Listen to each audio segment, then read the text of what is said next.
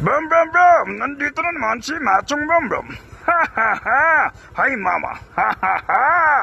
Mga kabrum brum, may nakita na naman tayong tutulog sa tabi ng kalsada mga kabrum brum.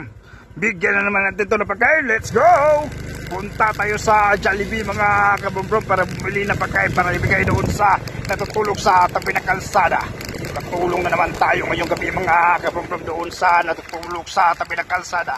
Kahit kunti nakabigay tayo ng pagkain mga kabrum. Let's go mga kabrum. Let's go!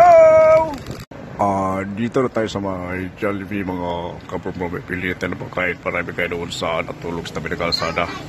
Let's go mga kabrum. Pasok tayo, let's go! Dito na tayo mga kabrum. Pili tayo ng pagkain, let's go!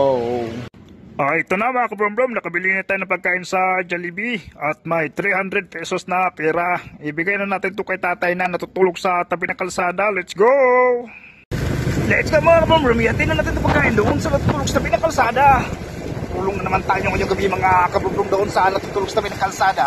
Kahit kunti, nakabigay na naman tayo ng pagkain mga kabrum. At least man lang nakatulong kayo mga kabrum. Let's go mga kabrum, ihatin natin ito pagkain. Let's go!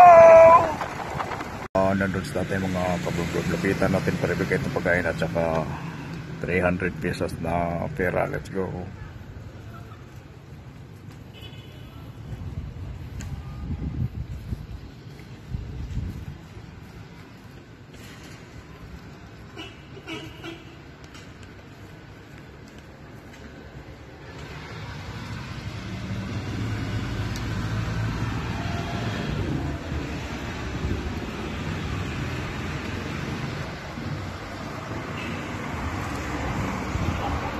Let's go mga kabrum, bigyan natin pagkain ka tata. Let's go.